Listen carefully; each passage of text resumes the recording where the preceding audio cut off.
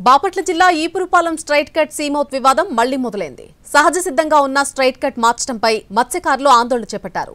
3 నెలలు దాటినా అధికారులు ఇచ్చిన హామీ నెరవేర్చలేదు. దీంతో మరోసారి ఆందోళనకు సిద్ధమవుతున్నారు మత్స్యకారులు. బాపట్ల జిల్లా ఈపురుపాలెం సమీపంలో సముద్రంలో చేపల వేటకు వెళ్లేందుకు స్ట్రైట్ కట్ కాలువ ఉంది. ఈ కాలువ ఎల్ షేప్లో ఉంటుంది. ఇందులో మత్స్యకారులు తమ పడవలను లంగరు వేసి నిలబెడతారు. ఈ కాలువపై ఆధారపడి 8 గ్రామాలకు చెందిన 10,000 మత్స్యకార కుటుంబాలు చేపల వేటను కొనసాగిస్తున్నాయి. అయితే చీరాలకు చెందిన టీడీపీ నేత వెంకట్రావు కన్ను కాలువపై పడింది. తనకు చెందిన స్థలానికి సముద్రపు ఫేసింగ్ కోసం స్ట్రైట్ కట్ కాలువను మార్చేశారు.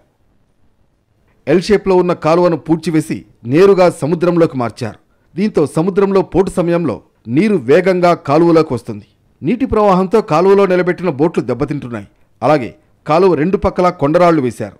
సముద్రంలోకి వెళ్లే సమయంలో రాళ్లు ఢీకొని పడవలు దెబ్బతింటున్నాయి. దీంతో మత్స్యకారులు ఆందోళనకు దిగారు. అప్పటి కలెక్టర్ మురళి సమస్యను పరిష్కరిస్తామని హామీ ఇచ్చారు. దీనిపై కమిటీ కూడా వేశారు. అయినా సమస్య పరిష్కారం కాలేదు. 3 నెలల పాటు ఎదురు చూసినా అధికారులు ఎలాంటి చర్యలు తీసుకోలేదు. దాంతో గంగపుత్రులు మరోసారి రోడ్డెక్కారు. బాపట్లలో వందలాది మంది మత్స్యకారులు రోడ్డుపై ధర్నాకు దిగారు. 5 గంటల పాటు నిరసన తెలిపారు.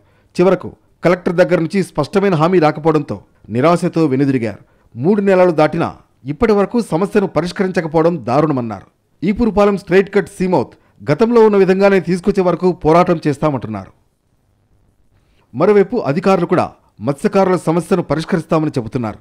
మరి ఈపురుపాలెం స్ట్రైట్ కట్ కాలువ వివాదం మరింత ముదరకుండా ఉండేందుకు అధికారులు సమస్య పరిష్కరించాలని పట్టుదలతో ఉన్నారు.